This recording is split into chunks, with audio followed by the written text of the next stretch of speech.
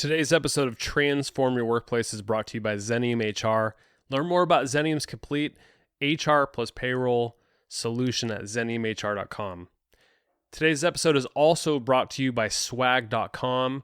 You'll learn more about swag.com halfway through the episode. There's a special offer that you don't want to miss. Today's episode features Tamica Sears. Tamica is the author of A-Hole Boss, a humorous yet honest exposé on misguided management behaviors.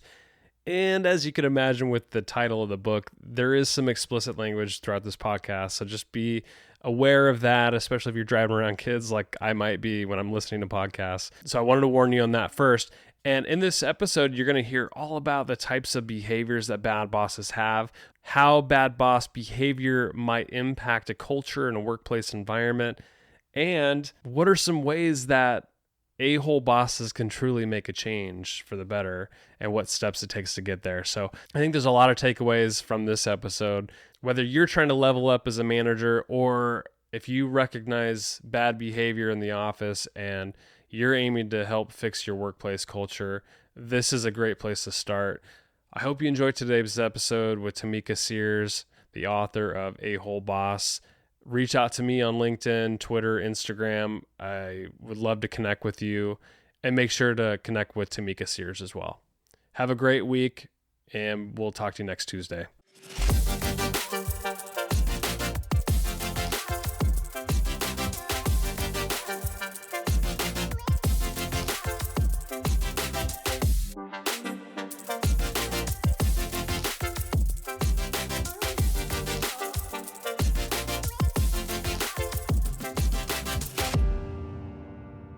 Tamica, it is a pleasure to have you on Transform Your Workplace. Thanks for coming on the podcast.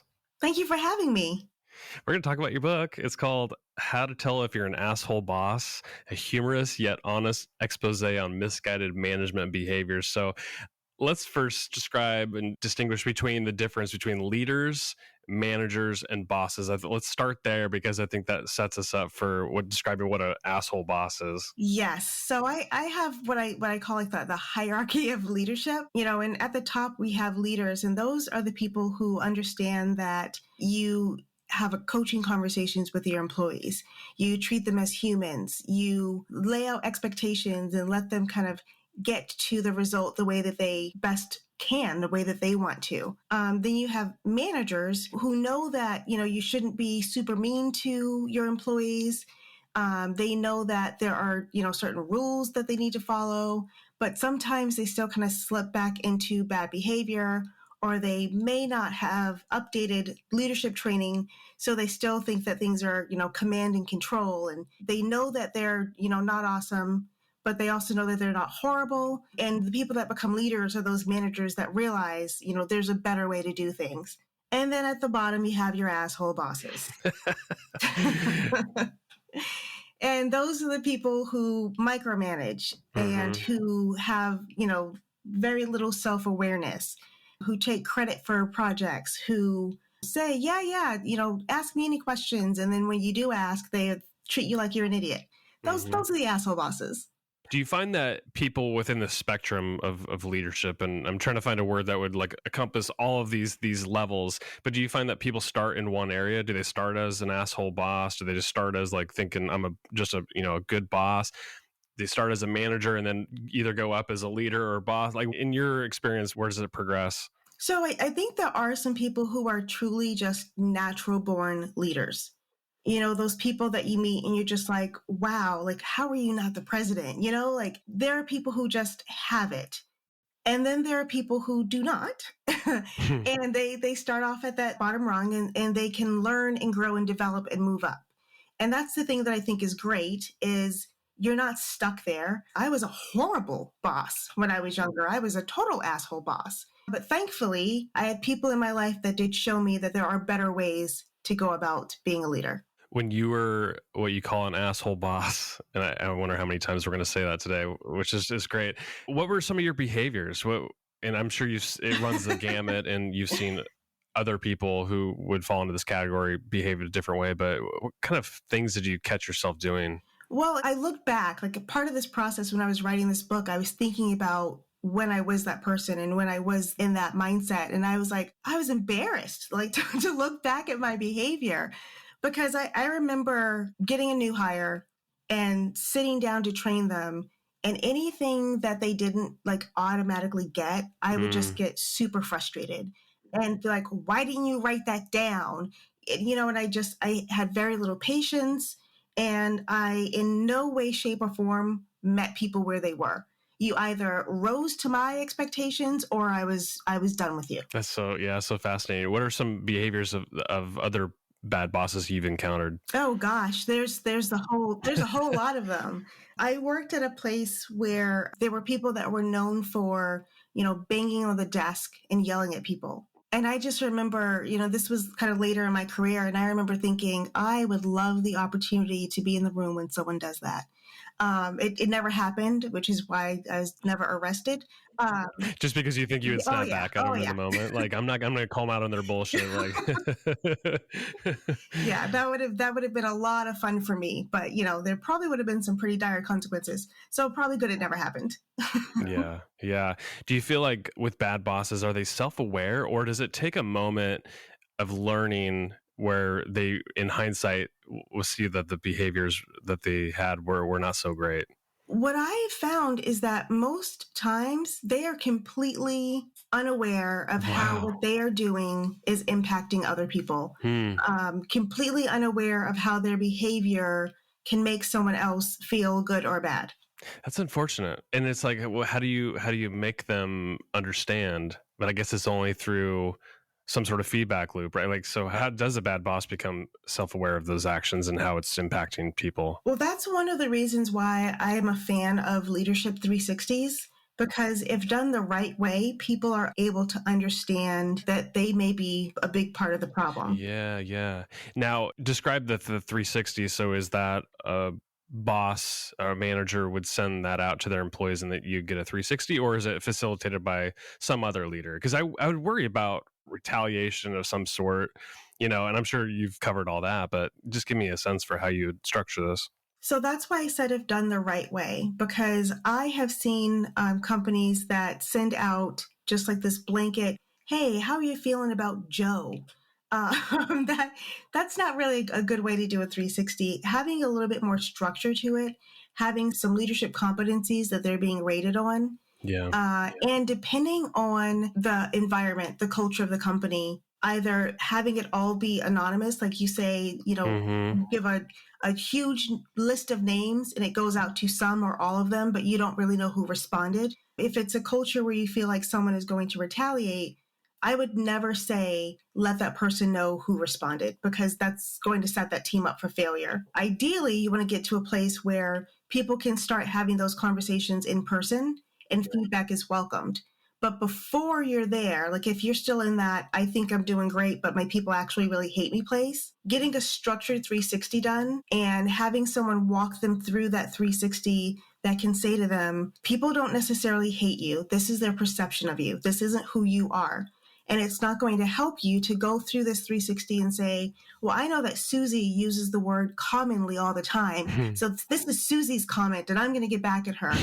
So having someone that's trained in working through that feedback with someone is really helpful. Now, you said you yourself were a bad boss until you realized some of the things that you were doing. So not all bad bosses are a lost cause, but I can't help but to think like some of them probably need to be moved out of an organization. Like you don't want bad bosses running rampant in your organization. I'm sure that's going to damage the culture, the environment, not be safe for employees to be around. But how many of them actually learn from mistakes from some of these 360 and the feedback that they get?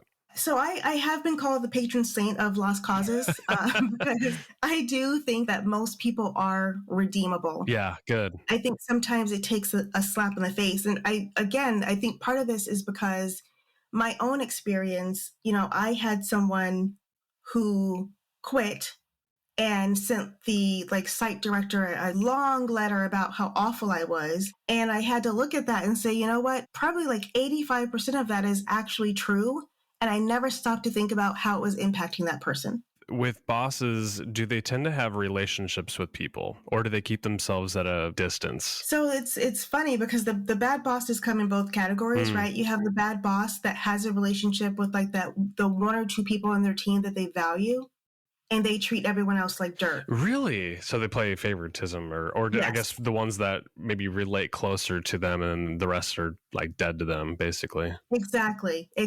And sometimes it is because those are the people that kind of get the work done. But if you haven't given other people the opportunity, you don't really know what they can do if you haven't given them the opportunity to shine.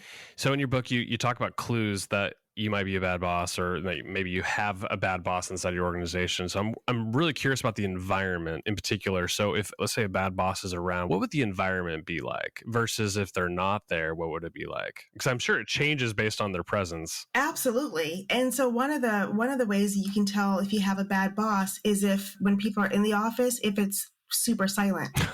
Yeah, because they're tiptoeing around. They don't even want to give them any ammunition. Right. Like nobody wants to give that person any fuel to say, why aren't you working, or come over and shut down the conversation. So, it's typically very quiet. The other thing, when people are just not in the office, and it's funny because with most people going remote over the last couple of years, what I have noticed is that the people who want to go back into the office, they want to go back in because it was a good culture. The people who don't want to go back in at all, it's either a mix of like work-life balance, or they're like, wow, I am much more productive at home, or they're like, I never want to see those people in person again. Most of us have probably received a corporate gift or swag in the past, but how many of those did you actually end up keeping? My guess is probably not many. That's why you need to go check out swag.com for your company. It's the best place to buy custom gifts and swag that people will actually want to keep. Swag.com has so many unique customizable gifts that I've actually never seen anywhere else. Like custom yoga mats, custom Apple AirPods, and even branded kayaks. Yes, I said kayaks. Swag.com carries premium brands like the North Face, Yeti, Nike, and much more. And it's all customizable with your company's logo or artwork. You can even create custom swag boxes full of great branded items, all delivered in a fully unique box. With swag.com, you can store your swag at their warehouse and ship to individual addresses, or you can send in bulk to a single location. And it's easy to manage in their free-to-use online portal. Swag.com put a special offer for Transform Your Workplace listeners. Right now, you can get 10% off your order, but only when you go to swag.com/TYW and enter promo code TYW10. Remember, 10% off your first order. Go to swag.com/TYW and make sure to use promo code TYW10. Now back to the show. What are some things that some of these bosses do, whether it's like maybe not directly at employees, but just irritate and piss off employees? Well, part of it is that micromanagement, right? If you give someone something to do and then an hour later, like, so where do you stand on that project? It's like, dude, it's been an hour, calm down. Right. Or the manager who says they want this vague thing, and then you bring them what you think they mean, and they're like, no, that's not at all what I asked for. And then they get upset with you because they didn't communicate effectively in the beginning. Besides the 360 feedback, that's hard feedback, like where you actually have some data around whether or not they're a bad boss. But are there any like signs, like subtle signs that you can, like if you're just walking throughout the office or just seeing the way people are behaving, that you would be able to spot bad bosses pretty fast? Yeah, like one of the first clues that I have in the book is when you enter a room and people stop talking. Yeah. If you're the person that conversation stops, yeah, you're probably the problem. You're probably the bad boss. And then the other thing is when people are talking about their lives, if people are like, oh, did you know that Ron had his twins last week? And you're like, who's Ron? That's kind of a sign of a bad boss. If you don't know the team, you don't know your employees. I was going to say, is there a way to measure like the happiness around employees, especially if they're unhappy, then you sort of understand that there might be a bad boss lurking. And I'm wondering if like you can directly correlate those two things together, like happiness of employees or bosses. I don't know if you have done any research on that or have insight. Yeah, one of the things where having a bad boss is an early indicator of somebody who's going to leave the company. So you'll have higher attrition, lower productivity. There are a lot of companies that do employee engagement surveys, And those employee engagement surveys will either have low scores, or the bigger thing is lower participation. So when people are not even bothering to participate anymore in those employee engagement surveys, that's a big red flag. That's interesting. That's a really good point. And for those that actually do fill it out, I mean, what's a really good way to use that data to take action, whether it's addressing it with the bosses in question or to even report back to the employees saying like, hey, we're actually going to work on this and we acknowledge and hear you, but here's what the next steps are. Like what do you recommend? So what you just hit on a really key piece. When you get that employee engagement data and you want to take action on it, one, you should probably check in with the employees to see what action they actually want, right? Because what you think they may want may be different than what they actually do want. And so if you get some kind of cohesion there and you're able to make changes, you're able to, give flexible schedules or put in a leadership development program or career pathing. When you make those announcements, it's really important that you let people know that you did that because of that employee engagement survey. Because if you just say, hey, we're making these changes, and people really aren't able to tie it back to the changes were made because of the feedback that they gave, then again, people stop giving feedback because they don't see any traction. When it comes to being an asshole boss, do you think it's all behavior based? Is it a lack of skills? I'm curious, like why people actually behave this way. I mean, part of it's, I'm sure, they themselves had crappy leaders ahead of them, so they're probably learning from those mistakes and just having a poor leader. But what do you think it is? I think sometimes people have that mindset of this is how I was trained, so this is how I'm going to train someone else. And people are like, well, I had to pay my dues. And you have that mindset, which is pretty detrimental, actually. Like that's a total asshole boss that feels like they paid their dues, so everyone else has to as well. Right. That's not the way the world should actually work. No, it shouldn't. So sometimes I think it's a lack of true leadership training. Yeah. Again, that complete lack of self-awareness. And I think sometimes people don't understand that when you are in, management role, when you're promoted to a leader, most of your time is going to be spent leading your team, not doing the work. And so when you promote the person who is great at doing the work to be the leader, that's sometimes the last person that should have been promoted. You hit on an important distinction there, because oftentimes like the next level for a really good contributor is to promote them to a manager, a leader. Like, here's some people responsibilities because we have nowhere else for you to go. Like, you can't be, I mean, like as a contributor, there's probably a limit to where you can go. So natural progression is a manager, but oftentimes people are not prepared for it. There's something we could do to prepare these people before they become managers. And it should start, I believe, before they step into that role. Don't you think? And Absolutely. Is there something an organization can do to make sure that these people who are now moving from contributor to manager are well prepared so they never become an asshole boss in the first place? Yes. And see, that's the part I love, like that proactive piece. If you do succession planning, the people that you're saying, within 1 year, 2 year, 3 year, 5 years, these are going to be your next leaders, right? So if you're doing succession planning, then you're able to identify those people and you're able to say, yes, this person, they are going to be the person, they are gaining the skills, or they're not. And a really great organization will be able to have subject matter expert leads so that if someone is an awesome individual contributor, but they are not really good leader material, they still have a way up. They can still be promoted and they can be seen as that subject matter expert. Even in regular roles, like not just engineering roles, you can have a customer service subject matter expert that people say, I'm having this horrible case, like, what do I do? And I think when companies start to understand that the work being done, you can have an expert there and they're not your expert as a leader.